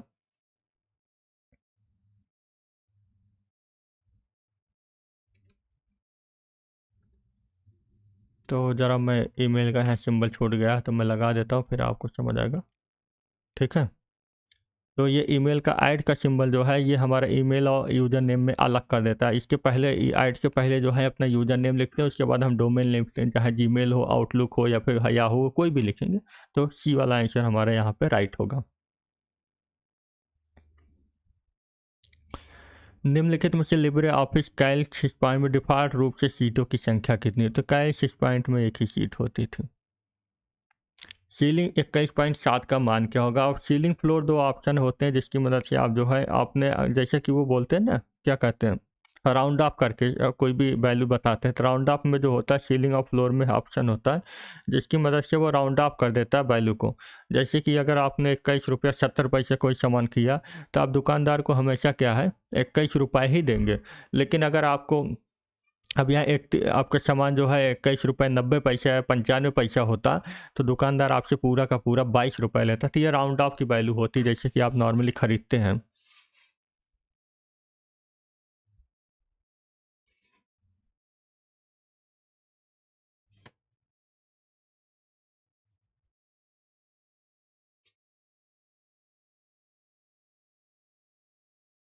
लिब्रे ऑफिस इम्प्रेस में मदद के लिए किस शॉर्टकट कुंजी का इस्तेमाल किया जाता है? तो मदद के लिए यानी हेल्प मेनू सभी पूरे ऑपरेटिंग सिस्टम के अंदर विंडो के एक ही बटन सबके लिए असाइंड है। किसी भी प्रोग्राम चाहे लिब्रे ऑफिस हो, MS वर्ड हो या फिर कोई भी प्रोग्राम हो, F1 की जो है उनके लिए F1 जो है हेल्प के लिए असाइन कर दी गई है। इस की को जब भी आप दबाएंगे चाहे जहाँ पे भी आप होंगे आपको मदद के लिए वहाँ पे ऑप्शन मिल जाएगा, भले आप डेस्कटॉप पे ही क्यों ना हो। निम्नलिखित में कौन सा ईमेल मतलब कौन सा ईमेल में उपलब्ध नहीं होता? तो यहाँ पे फॉरवर्ड ऑल जो ऑप्शन है ये ईमेल में उपलब्ध नहीं होता है। निम्नलिखित में से किस प्रोटोकॉल के द्वारा ईमेल रिसीव होता है? अभी हमने आपको भेजा बताया था ईमेल भेजने के लिए कौन कौन सा प्रोटोकॉल इस्तेमाल होता है। अब यहाँ पे पूछा जा रहा है ईमेल को रिसीव करने के लिए कौन से प्रोटोकॉल का इस्तेमाल किया जाता है। तो यहाँ पे हमारा जो है सबसे पॉपुलर जो है POP3 इस्तेमाल किया जाता है ईमेल को रिसीव करने के लिए। आगे बढ़ते हैं। लैंडस्केप और पोर्ट्रेट में क्या आशा है? दोनों लैंडस्केप और पोर्ट्रेट हमारे जो होते हैं डॉक्यूमेंट के ओरिएंटेशन माने जाते हैं। ओरिएंटेशन किस तरह होगा, यानी कि राइट राइट हॉरिजॉन्टल होगा या फिर वर्टिकल होगा। निम्नलिखित में से किसके द्वारा UPI उपयोगकर्ता के खाते की पहचान की जाती है? तो UPI के लिए हमारा इस्तेमाल किया जाता है UPI एड्रेस। ठीक है,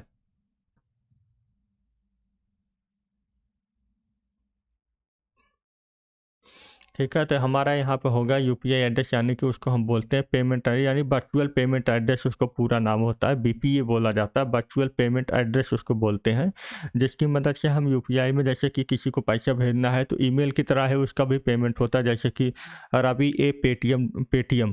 तो ये हमारा उनका हो गया वर्चुअल पेमेंट एड्रेस। जैसे आप किसी भी UPI एप्लीकेशन के अंदर UPI ऑप्शन के अंदर अभी एक पेटीएम लिखेंगे तो वो तुरंत उनका नाम लिखकर आपके सामने ला देगा, और आप उनको पैसा भेजेंगे तो उनके अकाउंट में वो पैसा चला जाएगा, और चाहे जिस भी बैंक से उनका अकाउंट लिंक हो। ये हमारा पेमेंट एड्रेस हो गया। CEO का पूरा नाम क्या होता है? तो CEO का पूरा नाम होता है चीफ एग्जीक्यूटिव ऑफिसर होता है हमारा। ये हमारा जो किसी कंपनी का सबसे बड़ा अहदा होता है, मतलब सबसे बड़ा ऑफिसर होता है, CEO होता है। एक फाउंडर होता है, CEO होता है। फाउंडर मतलब जो कंपनी बनाता है, CEO जो मतलब जो कंपनी का ऑपरेशन करता है करंट में। अब B2B का पूरा नाम क्या होता है? यहाँ पे B2B का पूरा नाम बिजनेस टू बिजनेस होता है। ट्रू है या फॉल्स होता है? यहाँ पे राइट है, ट्रू होता है। बिजनेस टू बिजनेस मतलब होता है जब एक कंपनी दूसरे कंपनी से अपने कंपनी के लिए सामान खरीदती है। इसका सबसे अच्छा उदाहरण है जैसे कि मारुति या फिर हीरो होंडा या फिर TVS। ये सारी जो गाड़ियाँ बनाती हैं ये सारे टायर नहीं बनाती है, तो टायर ये किसी थर्ड पार्टी कंपनी से खरीदती है अपने गाड़ियों के लिए। तो अगर वो किसी जैसे कि अपोलो से टायर खरीदती है तो अपोलो से और मारुति के बीच जो बिजनेस कॉन्ट्रैक्ट होगा वो बिजनेस टू बिजनेस के अंदर आएगा। क्रेडिट कार्ड से ऑनलाइन खरीदारी करना संभव है? तो क्रेडिट कार्ड का इस्तेमाल ज़्यादातर ऑनलाइन खरीदारी के लिए ही किया जाता है। क्योंकि क्रेडिट कार्ड से आप ATM से पैसा नहीं निकाल सकते। हालांकि उसके लिए आप निकालने का ऑप्शन रहता है, लेकिन उसके लिए बहुत ही हाई चार्ज दिया जाता है। इसलिए क्रेडिट कार्ड का इस्तेमाल सिर्फ और सिर्फ लोग ऑनलाइन ही शॉपिंग करने के लिए इस्तेमाल करते हैं। और इस पर आपको अच्छा खासा कैशबैक भी मिलता है। SLL का पूरा नाम सिक्योर सॉकेट लेयर है। तो राइट आंसर इसका ट्रू होगा। SLL का इस्तेमाल सिक्योर सॉकेट लेयर होता है जिसकी मदद से आप HTTPS जो होता है हमारा हाइपर ट्रस्ट ट्रांसफर प्रोटोकॉल के ऊपर एक सिक्योरिटी लेयर लगा देते हैं, जिसकी मदद से जो भी हाइपर ट्रस्ट ट्रांसफर प्रोटोकॉल से डाटा ट्रेवल करेगा हमारा वेब ब्राउज़र और सर्वर के बीच में, वो इनक्रिप्टेड हो जाएगा और हमारा एक पैडलॉक बनकर आ जाएगा जिस पे लिख कर आएगा डाटा जो है आपका 256 बिट का इंक्रिप्शन इस्तेमाल कर रहा है। और ये ज़्यादातर वेबसाइटों पे इस्तेमाल होता है। ईमेल भेजने के लिए IMPS और पॉप का इस्तेमाल किया जाता है। तो ईमेल भेजने के लिए नहीं, ईमेल रिसीव करने के लिए इस्तेमाल किया था। भेजने के लिए SMTP यूज़ करते हैं। अब डेस्कटॉप पर मौजूद आइकन के नाम बदलना संभव है कि नहीं? तो डेस्कटॉप पर मौजूद आइकन को आप बदल सकते हैं कभी भी। कुछ आइकन के नाम नहीं बदल सकते, ज़्यादातर को बदल सकते हैं।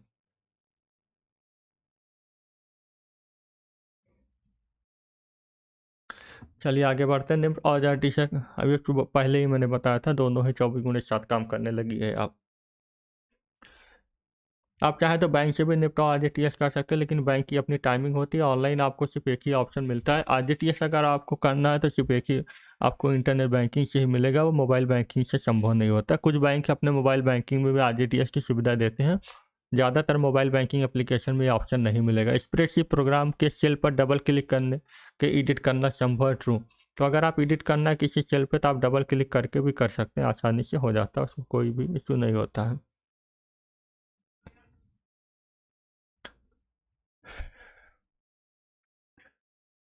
चाय पाइप से अधिक सुरक्षित है?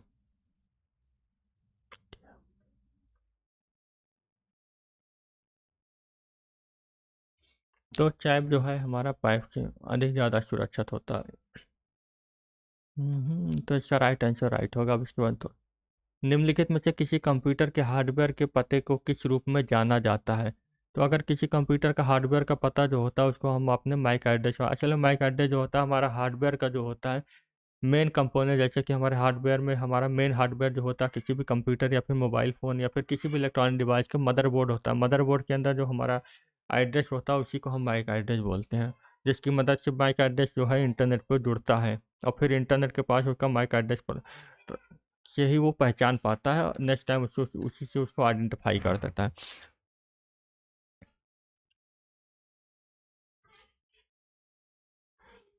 निम्नलिखित में कौन सा मास्टर हैंडआउट द्वारा परिभाषित किया गया है? तो मास्टर हैंडआउट द्वारा कौन सा परिभाषित किया जाता है? तो यहाँ पे हैंडआउट और लेआउट मेन्यू जो होता है इसी को हम मास्टर हेडलाइट से प्रदर्शित करते हैं।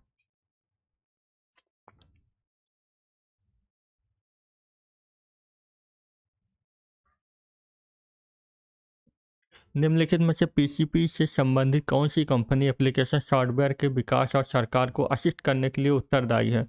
तो PCP मतलब प्राइवेट सेक्टर की जो कंपनियां होती हैं उनमें से कौन सी कंपनी है जो सपोर्ट करती है? ठीक, तो यहाँ पर सबसे ज़्यादा जो है हमारी टाटा कंसल्टेंसी सर्विस मतलब TCS ही जो है, जो हमारी बहुत सारी सर्विसेज जैसे कि बैंकिंग में और भी कई सारी सरकार के कम्युनिकेशन में बहुत सारा इस्तेमाल करते हैं, जहाँ की ATM पे आपके ऊपर जो कम्युनिकेशन के डिवाइस लगे होते हैं सारे टाटा ही लगा के देती है। प्रोडक्ट 5.2 का फार्मूला का मान होगा, तो हमने आपको पहले ही बता दिया। प्रोडक्ट मतलब होता है गुणा करना, गुणा मतलब होता है तो 5 को अगर 2 से गुणा कर देंगे तो सिंपल आंसर है 10 आएगा। प्रोडक्ट मतलब गुणा होता है तो सिंपल आंसर 10 आएगा। यहाँ पे जैसे 5/2 कर देंगे तो गुणा कर देगा उससे। कोर्सेरा से क्या तात्पर्य? तो कोर्सेरा हमारा क्या होता है, ई लर्निंग का एक प्लेटफॉर्म होता है। कोर्सेरा बहुत पॉपुलर प्लेटफॉर्म है, हालांकि इंडिया का नहीं है, बाहर का है। तो ठीक है, एक वेबसाइट है ये। निम्नलिखित में से गीगो शब्द किससे संबंधित है? गीगो शब्द हमारा जो होता है हमारा यहाँ पे एक्यूरेसी से संबंधित है। गार्बेज इन गार्बेज आउट पूरा नाम होता है इसका। निम्नलिखित में से यूएसबी डिवाइस की संरचना का अनुसरण करती है? इसका, हफमैन का, ट्री का या फिर लिस्ट का? तो यहाँ पे यूएसबी जो है हमारी ट्री का इस्तेमाल करती है। निम्नलिखित में से कौन सी सबसे लोकप्रिय सोशल नेटवर्किंग वेबसाइट है? लोकप्रिय के नाम पे अगर देखा जाए, फेसबुक से बड़ी सोशल नेटवर्किंग साइट कौन है पूरी दुनिया में? सबसे बड़ा फेसबुक है। फेसबुक से बड़ा कोई नहीं है आज के टाइम पे। और अभी इन्होंने इंस्टाग्राम को भी खरीद लिया है, व्हाट्सएप को भी खरीद लिया है, तो और भी बड़े हो गए हैं। सिंपल कॉन्सेप्ट है, या तो मिल जाओ या फिर ख़त्म हो जाओ। इसलिए बहुत सारे उनके कंपटीशन में गूगल जैसी बड़ी कंपनियां भी अपना सोशल नेटवर्किंग वेबसाइट लाई, वो भी नहीं चली, ख़त्म हो गई धीरे धीरे जाके। निम्नलिखित में से किसका इस्तेमाल लिनक्स ऑपरेटिंग सिस्टम का वर्जन देखने के लिए किया जाता है? तो अगर लिनक्स में ऑपरेटिंग सिस्टम अगर आप वर्जन देखना चाहते हैं तो आप यूनेम वाले ऑप्शन से आपको यूजर नेम वहाँ पे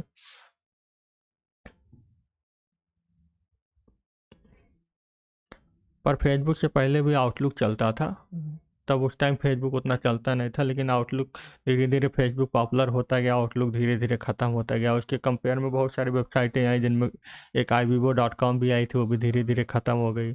और भी बहुत सारी वेबसाइटें आई, छोटे छोटे ट्राई किए, जैसे फोर स्क्वायर हो गई, और भी बहुत सारे वेबसाइटें हैं जो सोशल नेटवर्किंग प्लेटफॉर्म उपलब्ध करती हैं, लेकिन किसी को उनके बारे में पता नहीं है। विंडो एनटी में एनटी का पूरा नाम क्या होता है? तो विंडो एनटी में एनटी का पूरा नाम होता है न्यू टेक्नोलॉजी। ठीक है, तो राइट साइड इसका आंसर होगा विंडो एनटी मतलब न्यू टेक्नोलॉजी।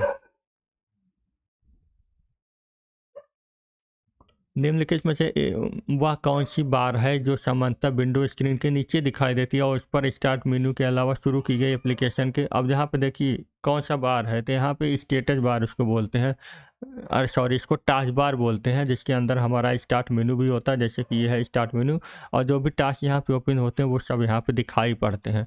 तो राइट आंसर इसका होगा हमारा टास्क बार होगा।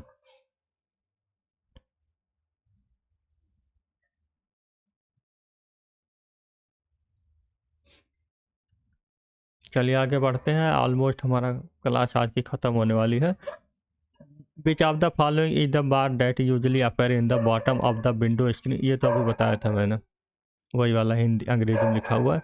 निम्नलिखित में से वाटरमार्क विकल्प किस माध्यम में उपलब्ध होता है? तो वाटरमार्क अगर आप किसी डॉक्यूमेंट पर लगाते हैं, जैसे कि यहाँ पे मेरे पेज पे पीछे आप डिमांड टेक का लगा हुआ है, इसी को वाटरमार्क बोला जाता है। तो ये फॉर्मेट मेनू के अंदर आपको मिल जाएगा वाटरमार्क का ऑप्शन। तो चलिए चेक कर लेते हैं। तो यहाँ पे देखिए फॉर्मेट का ऑप्शन ही नहीं है एमएस वर्ड में, ये लिब्रे ऑफिस में मिल जाएगा। चलिए आगे बढ़ते हैं। ब्लूटूथ रेडियो तरंग सूचना संचरण प्रणाली का एक प्रकार है जो कि लगभग ही, अब देखिए ब्लूटूथ जो है डाटा ट्रेवल करने की मतलब भेजने की सबसे छोटी इकाई, इससे भी दो डिवाइसें और हैं, दो टेक्नोलॉजी जो डाटा को ट्रेवल करती है। उनमें एक आता है इंफ्रारेड। इंफ्रारेड भी पहले ब्लूटूथ से पहले इस्तेमाल किया जाता था डाटा सेंड करने के लिए, लेकिन अभी इंफ्रारेड का इस्तेमाल किया जाता है एनएफसी में। सॉरी फॉर नॉइस के लिए।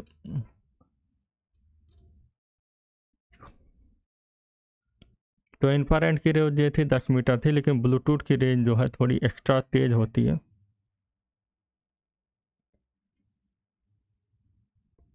ठीक है, तो ब्लूटूथ की रेंज हमारी होती है 30 फीट तक। 30 फीट तक ब्लूटूथ हमारा काम करता है अगर उसके बीच में कोई दीवार उवाल ना हो। और अभी ब्लूटूथ का एक दूसरा वर्जन भी यूज होता है, हालांकि इन्फ्रारेड जो है वो अब पूरी तरह से ख़त्म हो चुकी है, लेकिन अभी बहुत जगह इसका इस्तेमाल किया जाता है। लेकिन वो मोबाइल में डाटा ट्रांसफ़र करने के लिए नहीं भेजा जाता। लेकिन अभी एक टेक्नोलॉजी और आ गई एनएफसी, नियर फील्ड कम्युनिकेशन, जो हमारा ब्लूटूथ की तरह ही ब्लूटूथ के साथ काम करती है। उसकी मदद से आप बहुत सारी चीज़ें कर सकते हैं, जैसे कि ऑनलाइन पेमेंट कर सकते हैं। अभी आपने बहुत सारे कॉन्टैक्ट लिए डेबिट कार्ड का नाम सुना होगा, जिनमें आपको अपने डेबिट कार्ड को सिर्फ मशीन पर टच करा के पेमेंट कर देते हैं। वो सारे जो होती है एनएफसी की मदद से ही की जाती है। लो फ्रिक्वेंसी की रेडियो भी इस्तेमाल की जाती है उसमें, जो बहुत ही क्लोज होती है, मतलब कि 10 सेंटीमीटर ही उनकी रेंज होती है। और बहुत ही तेज़ी से डाटा को ट्रांस करते हैं। तो ये हमारे 101 मतलब 101 क्वेश्चन थे। इनमें से बहुत सारे क्वेश्चन इंपॉर्टेंट है, आप पढ़ के जाइएगा, शायद कुछ क्वेश्चन आपके एग्जाम में आ सकते हैं। तो ट्रिपल सी का एडमिट कार्ड आ गया है। जिन्होंने अपना एडमिट कार्ड डाउनलोड नहीं किया वो आसानी से आके डाउनलोड कर सकते हैं। उनको सिर्फ अपना एप्लीकेशन नंबर डालना होगा, उनके पास उनके मैसेज में एप्लीकेशन नंबर मिल जाएगा, या फिर जो अपना फॉर्म भरते हुए ईमेल आईडी दिए थे वो भी मिल जाएगा। अगर हमारे इंस्टीट्यूट में आप पढ़ते हैं तो इंस्टीट्यूट में जाकर आप अपना एडमिट कार्ड ले सकते हैं। सभी का पेपर जो है ऑलमोस्ट 10 के बाद ही शुरू है, ठीक है। अब एग्जैक्ट नहीं पता है कि 10 के बाद ही शुरू है, लेकिन हमने जहाँ तक जितना एडमिट कार्ड अभी तक निकाला है उनमें लगभग 10 के बाद ही की सबकी डेट मिली है। अब 10, 11, 12 हमें जहाँ तक लगता है 3 ही दिन पेपर है, और कुछ लोग का रेयरली है जो 9 को भी हो गया है, ठीक है। तो उसके लिए आप सभी को बेस्ट ऑफ लक। अब कल की क्लास में हम सुबह जो चला रहे हैं उसमें हम कम चैप्टर 1 पढ़ा रहे हैं। अगर आप दोबारा से पढ़ना चाहें, रिवीजन करना चाहें तो आप कर सकते हैं। और अगली क्लास हमारी जो है कल आएगी इंपॉर्टेंट क्वेश्चन की। तो जब तक पेपर नहीं है तब तक इंपॉर्टेंट क्वेश्चन का हम ऐसे बनाते रहेंगे, 100 क्वेश्चन या 50 क्वेश्चन का डेली। तो वीडियो देखने के लिए आप सभी का बहुत बहुत शुक्रिया। अगर चैनल सब्सक्राइब नहीं कर दिए सब्सक्राइब कर लीजिएगा, इससे आपको बहुत सारे क्वेश्चन और आपको बहुत सारे टेस्ट संबंधी वीडियो मिलते रहेंगे। सभी को धन्यवाद।